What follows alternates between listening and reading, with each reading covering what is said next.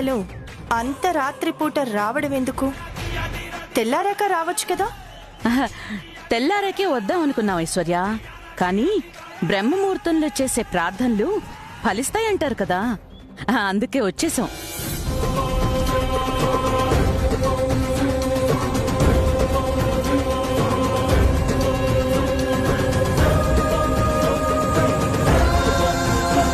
అనుకోని పరిస్థితుల్లో అలా పెళ్లి జరిగిపోయినందుకు మీ అందరి మనసులు చాలా బాధపడి ఉంటాయి కదా.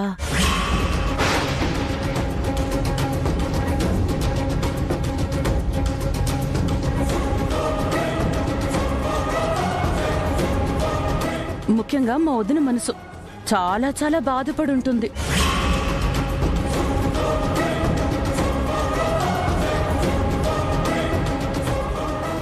ఆ బాధ తొందరగా తగ్గిపోవాలని బ్రహ్మ ముహూర్తంలో ప్రార్థన చేద్దాం ఉంది మా రూపారాణి.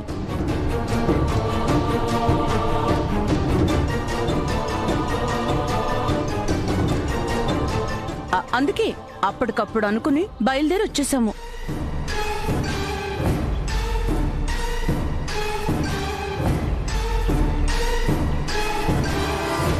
బ్రహ్మముహూర్తంలో లేచాము. మీ బాధ తగ్గిపోవాలని మీ ఇంటి ఎలివెల్పైన ఆ కృష్ణుడికి ప్రార్థన చేశాము.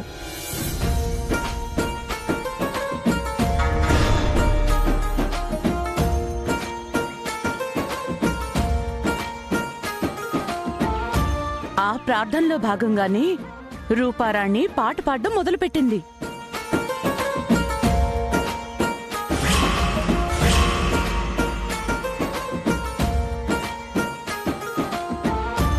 పాపం, తన పాట వల్ల మీకు నిద్రాభంగం జరిగినట్టుంది. క్షమించండి వదినా. చచ్చా, అవే మాటలుదనా. మా కుటుంబం మీద ప్రేమతో మా బాధను తగ్గించడం కోసం మీ ఇద్దరు పెద్ద మనసుతో ప్రార్థనలు చేస్తూ ఇలా మాట్లాడతారేంటి? మీలాంటి వాళ్ల ప్రార్థనలే ప్రస్తుతం మాకు ధైర్యాన్నిచ్చేది. సర్లే, లోపలికి వెళ్దాం పదండి.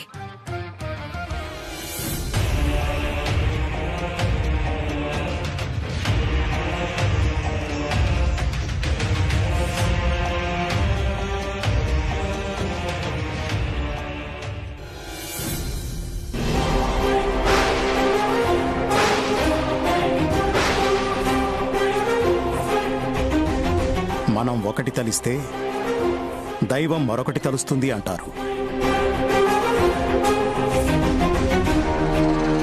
అఖిల్ బాబుకి శ్యామకి పెళ్లి జరగాలని ఆ దైవం నిర్ణయించింది. పెళ్లి జరిగిపోయింది.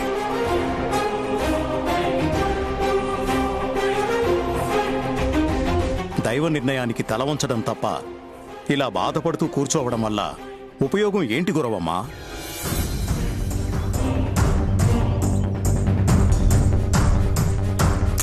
నేను ఎంత చెప్పినా కూడా మీ వదిన అర్థం చేసుకోవడం లేదు. నువ్వైనా చెప్పు. అంటే అన్నయ్య గారు, అది జరిగింది చిన్న విషయం కాదు కదండి.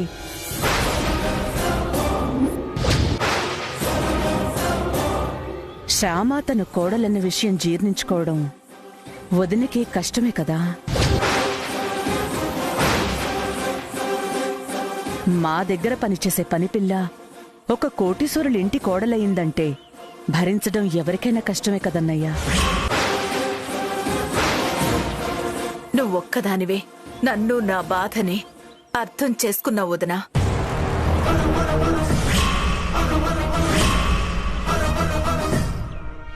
నీ బాధను అర్థం చేసుకోకుండా ఎలా ఉంటాను వదినా? కాకపోతే నువ్వు కూడా పరిస్థితులను అర్థం చేసుకోవాలి.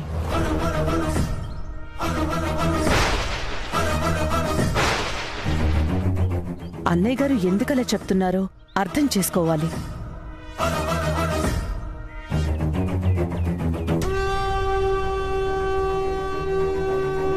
ప్రస్తుతం నేనేమీ అర్థం చేసుకోలేను.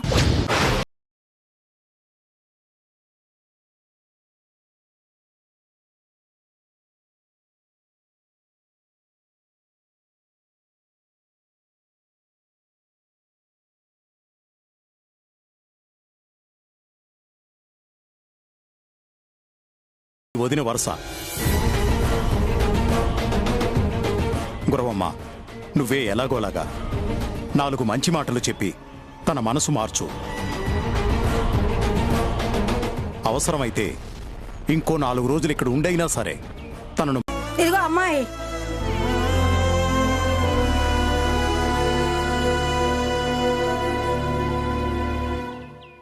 శ్యామ. శ్యామోదోమో నాకెందుకు? ఈ చీర కొత్త కోడల కోసం తెచ్చినారట. నిన్ను కట్టుకోమని పెద్ద కోడలు కూడా చెప్పినారు. అందా తీసుకో.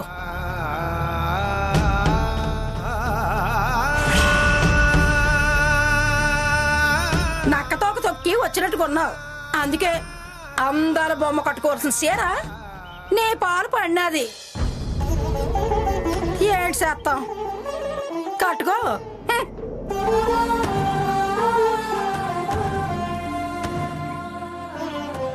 పాపం అఖిల్ బాబు గారి అమ్మగారు ఎంతో ముచ్చటపడి ఈ చీర తన కోడలి కోసం కొన్నారు. కానీ నేనే ఇంటి కోడలిగా ఈ ఇంటికి రావాల్సి వచ్చింది. ఎలా కట్టుకోవాలి ఇది? పెళ్లిలో అంటే అమ్మ కట్టింది, ఇప్పుడెవరు కడతారు? Excuse me, sorry. చీర మార్చుకోబోతున్నావా? కానీ కానీ ఏమండి, ఆ? ఏదో పని మీద వచ్చినట్టున్నారు. పర్లేదు చెప్పండి. సారీ. సారీ ఏంటండి? అంటే అదే చిన్న వదిన అన్న మాటలకి నీకు బాధ కలుగుంటుంది కదా, అందుకే సారీ చెప్తున్నాను. వదిన అలా కటువుగా మాట్లాడింది నీ మీద కోపంతో కాదు, మా అమ్మని బాధ పెట్టి నిన్ను కోడలుగా తీసుకొచ్చాను అన్న ఫీలింగ్తో వదిన అలా మాట్లాడింది. పర్లేదండి, మనసుకి బాధ కలిగినప్పుడు ఒక మాట అంటే తప్పేముంది? పెద్దవాళ్ళు అలా వాళ్ళు ఒక మాట అన్నా కూడా నేనేం బాధపడను. వాళ్ళు ఏ పరిస్థితుల్లో అలా అన్నారో అర్థం చేసుకుంటాను. ఎదుటి వాళ్ల కోపాన్ని, ద్వేషాన్ని కూడా అర్థం చేసుకుని సర్దుకుపోగల ఓర్పు ఉండడం గ్రేట్, రియలీ గ్రేట్.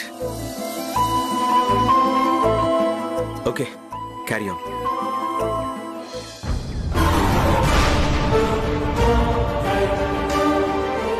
ఏదైనా కావాలంటే మొమ్మాట పడుకుని అడుగు.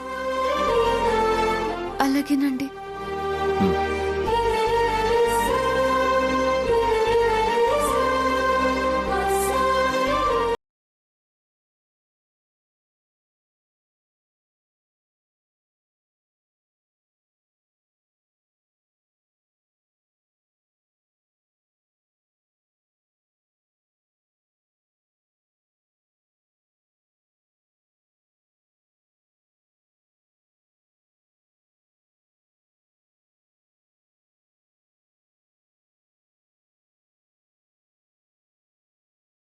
కష్టపడ్డా అఖిల్ బాబు తట్టుకోలేడు.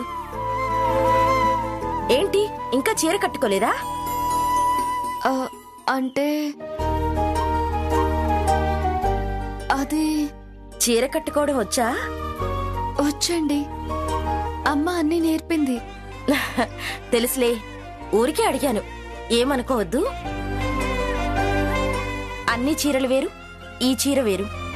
కాబోయే కోడల కోసం మన అత్తగారు ప్రత్యేకంగా తీసుకున్న చీరిది.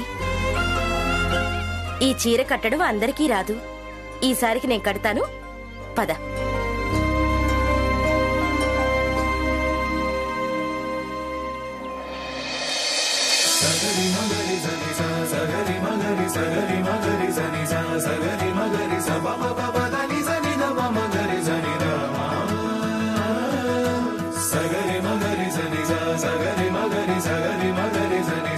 అత్తింటి చీరలో కొత్త కొడలు చాలా బాగుంది. నిజానికి ఈ చీర కొత్త కోడలికి తనే స్వయంగా ఇవ్వాలని అత్తయ్య గారు ఏరి కోరి కొన్నారు. కానీ తన చేత్తో ఇవ్వలేని పరిస్థితి వచ్చింది. అత్తయ్య గారి మాటల్ని విని ఆవిడ ప్రవర్తన చూసి అనవసరంగా ఆవిడ్ని అపార్థం చేసుకోవద్దు.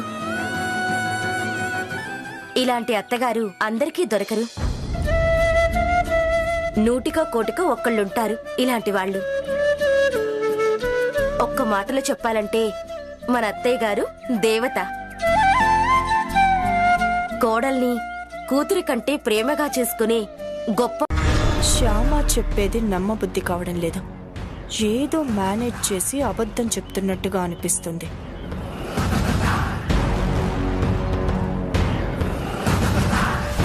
పైకి అమాయకురాల్లా కనిపించినా చాలా ముదురులా ఉంది ఈ శ్యామ. వీలైనంత తొందరగా దీన్ని వదిలించుకోవటం మంచిదేమో. ఏంటండి అలా చూస్తున్నారు? ఏం లేదులే, అక్కడ బృందావన పూజకి ఏర్పాట్లు జరుగుతున్నాయి. తొందరగా రెడీ అయ్యిరా. సరేనండి.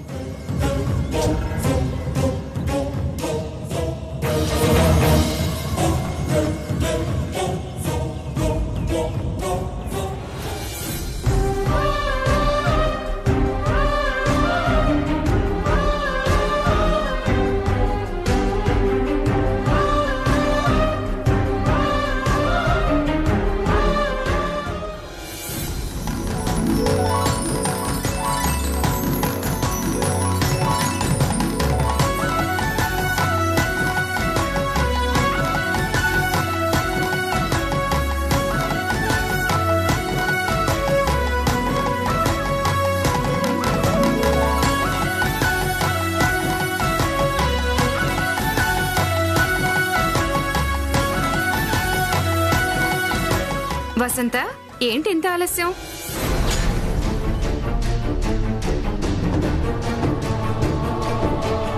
ముస్తాబాయ్ వచ్చేసరికి ఆలస్యమైందేమో. అదేం లేదులే, మీరు కానియండి. అయిపోవచ్చిందిలే. మీ కొత్త కోడలు ఎక్కడా?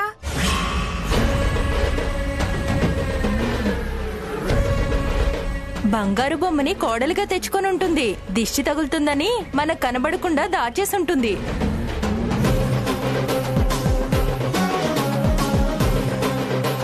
అలా దాచేస్తే ఎలా అమ్మా? బృందావన పూజ చేయించాల్సింది కొత్త కోడలతో కానీ పాత అత్తగారితో కాదు. వస్తుంది, కొత్త కోడలు వస్తుంది. తొందరగా పిలిస్తే కొత్త కోడల చేత తులసి పూజ చేయించి, కొత్త కోడల చేత్తో ప్రసాదం చేయించి, కొత్త కోడల చేత్తో తులసమ్మకి నైవేద్యం పెట్టిస్తాం. అలాగలాగే అన్ని పద్ధతి ప్రకారం చేతురు గాని కాసేపట్లో వచ్చేస్తుందిలే కొత్త పెళ్లి కూతురు. మీరు కానివ్వండి.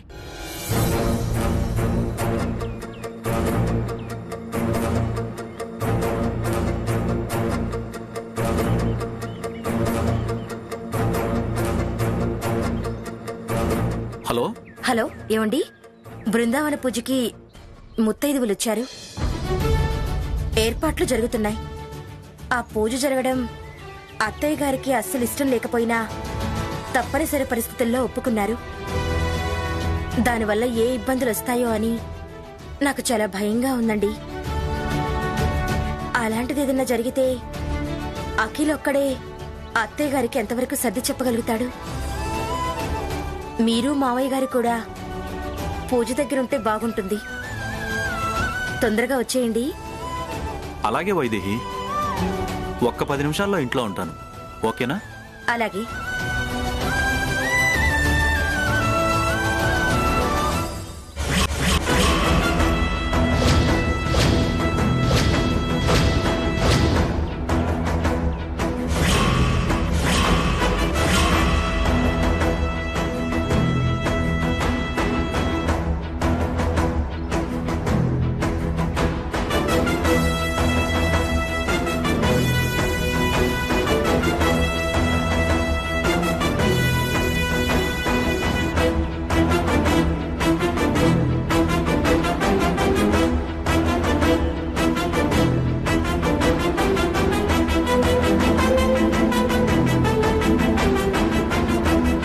నేను చెప్పినట్టు అందరి ముందు ఆ శ్యామని అవమానించాలి.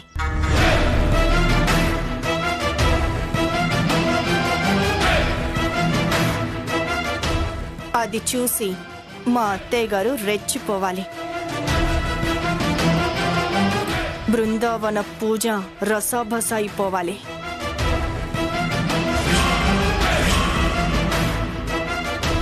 ఓకే మేడం, మీరు అక్కడికి వెళ్ళండి. నేనెళ్ళి కొత్త కోడల్ని తీసుకొస్తాను. అలాగే మేడం.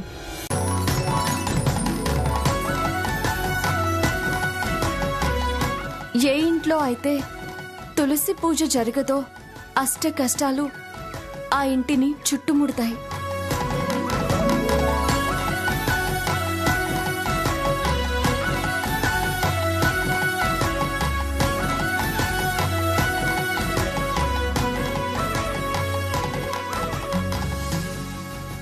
ఈ తులసి ఆకు లేకుండా విష్ణు పూజ అనేది జరగదు.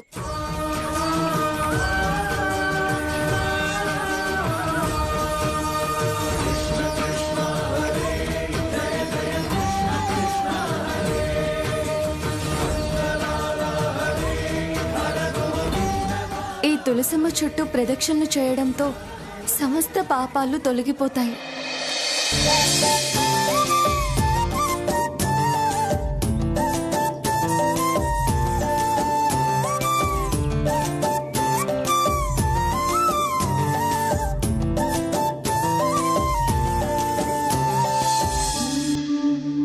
యాన్మూలే సర్వతీర్థాని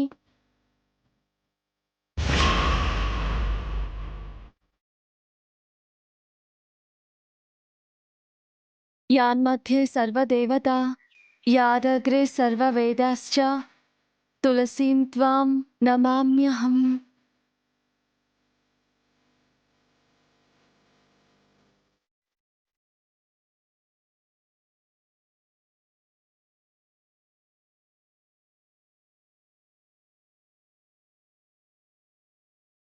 శ్లోకం చదివావు సరే, దాని అర్థం తెలుసా? తెలుసండి. యాన్మూలే సర్వతీర్థాని అంటే లక్ష్మీ స్వరూపిణి అయిన తులసి ఆకు మూలంలో, అంటే ఆకు కింద భాగంలో అన్ని నదులు, అన్ని పుణ్యక్షేత్రాలు ఉంటాయంట.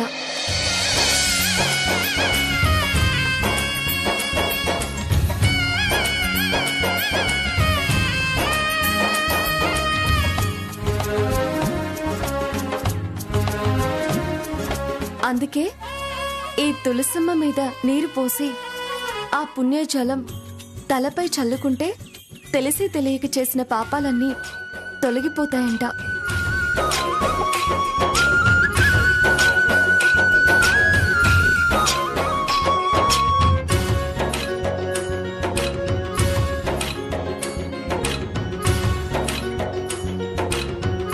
యాన్మధ్యే సర్వదేవత, తులసి ఆకు మధ్య భాగంలో సమస్త దేవతలు కొలువై ఉంటారంట.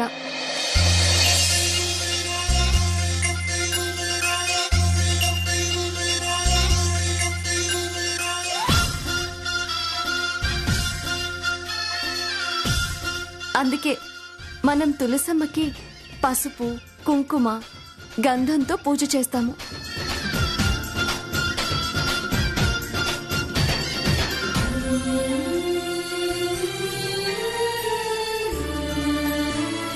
అలా చేయడం వల్ల మాంగళ్య దోషాలు తొలగిపోయి నిత్య సౌభాగ్యం కలుగుతుంది.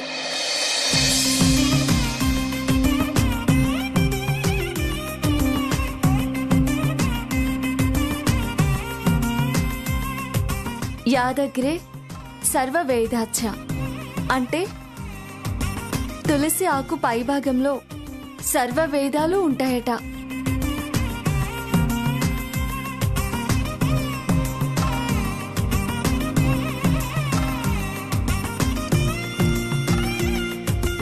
ఆ వేదాల సారం మనకి అందడం కోసం తీర్థంలో తులసి ఆకు వేసుకొని సేవిస్తాము.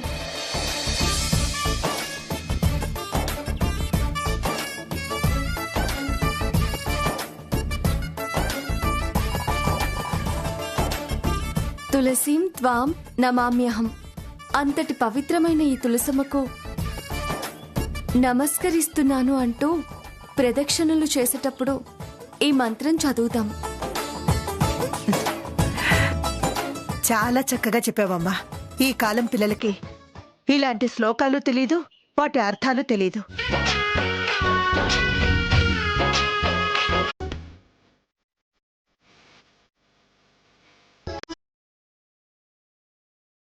వనసవందిత సుందర మాధవ చంద్ర సముదర హేమమయీ గణవందిత నక్షత్రరాయిని మంజుల భాషిణి వేదనుతే పంకజవ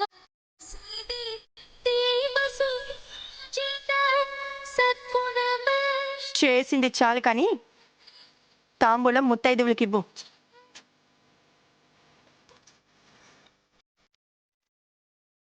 ఆదిలక్ష్మి సదా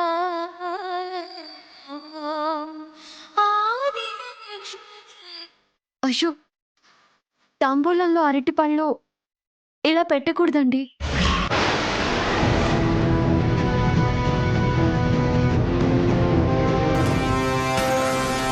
అరటిపండు ముచ్చిక, తమలపాకు ముచ్చిక ఒక్కవైపే ఉండాలి.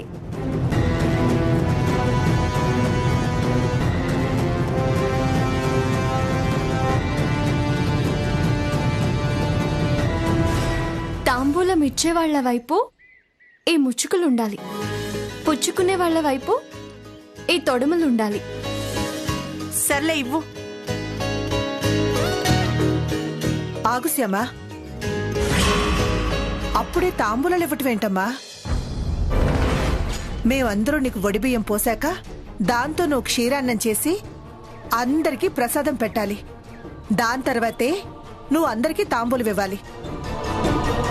అంటే అత్తయ్య గారు ఈ కార్యక్రమం ఇంతటితో ముగిద్దామన్నారు. అదేంటి వసంత, వడిబియ్యం క్షీరాన్నం లేకుండా బృందావన పూజ ఎలా పూర్తవుతుంది? అంటే ఇప్పటికే ఆలస్యం అయింది కదా అని వదిన వద్దంటోంది. అవును, ఆలస్యమైనా పర్వాలేదు, పూజ యథావిధిగా జరిగితేనే ఫలితం దక్కుతుంది. అమ్మ వైదేహి, వడిబియ్యానికి ఏర్పాట్లు చేయి. అలాగేనండి.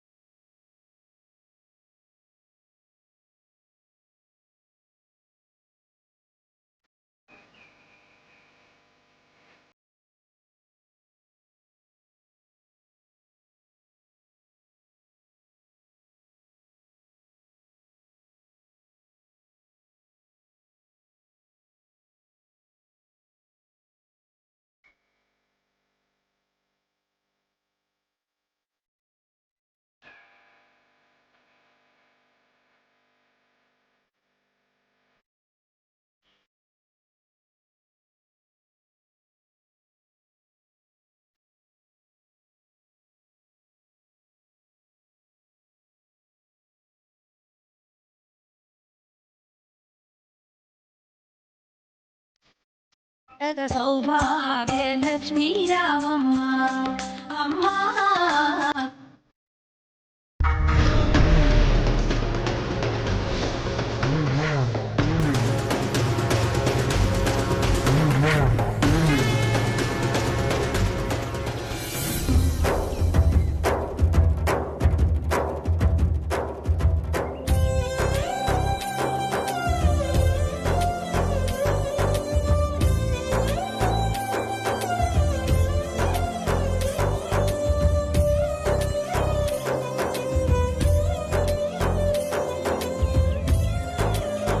నిండు నూరేళ్లు చల్లగా ఉండమ్మా.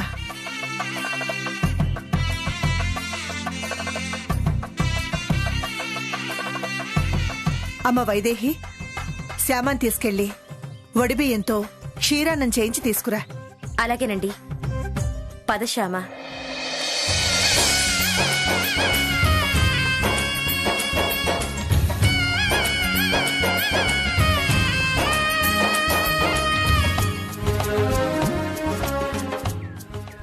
దీన్ని ఎలాగైనా క్షీరాన్నం వండకుండా ఆపాలి.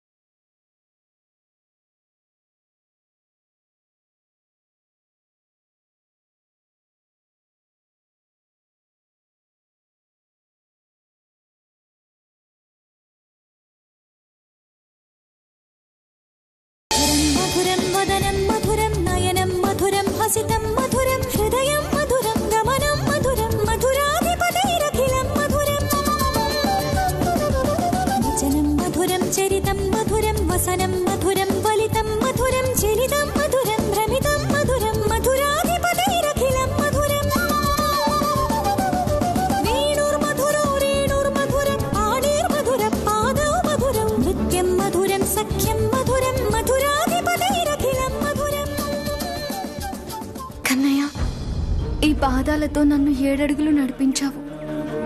నా జీవితానికి దారి చూపించేవి ఈ పాదాలే. జీవితాంతం నేను కలిసి నడవాల్సింది ఈ పాదాలతోనే. ఈ క్షణం నుంచి ఈయన క్షేమమే నా భాగ్యం, సౌభాగ్యం.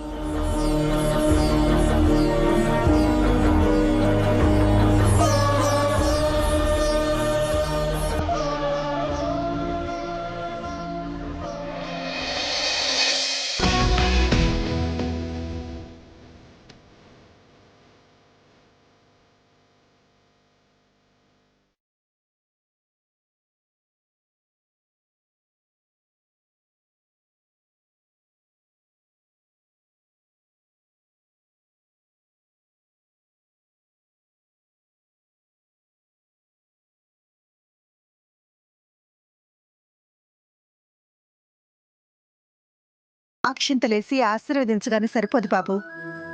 నీ భార్యకి నువ్వొక వరం ఇవ్వాలి. వరమా? అవును. ఏ వరం కావాలో నీ భర్తని కోరుకోమ్మా.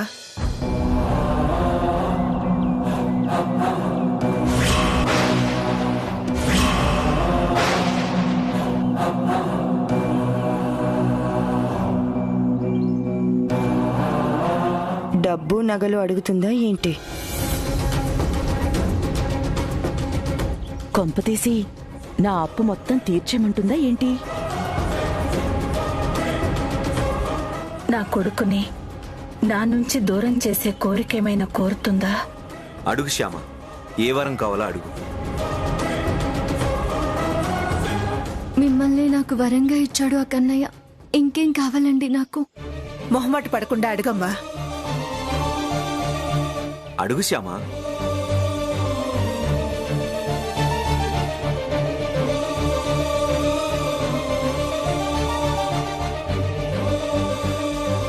నాకేం అవసరం లేదండి. అలా అంటే కుదరదమ్మా. బృందావన పూజ చేశాక ఖచ్చితంగా భర్తని ఒక వరం అడగాలి.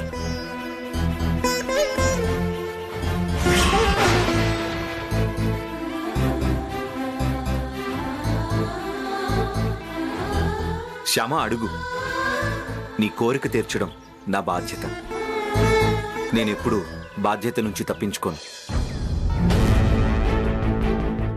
అడుగు, ఏం కావాలో అడుగు.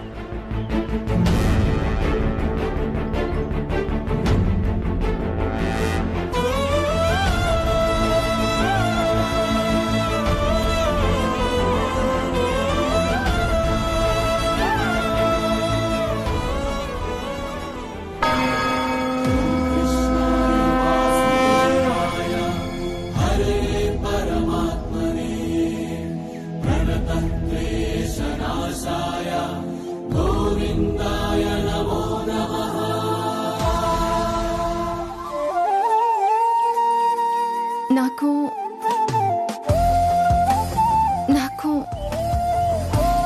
మా ఇంట్లో నిత్యం పూజించే కన్నయ్య విగ్రహం కావాలండి.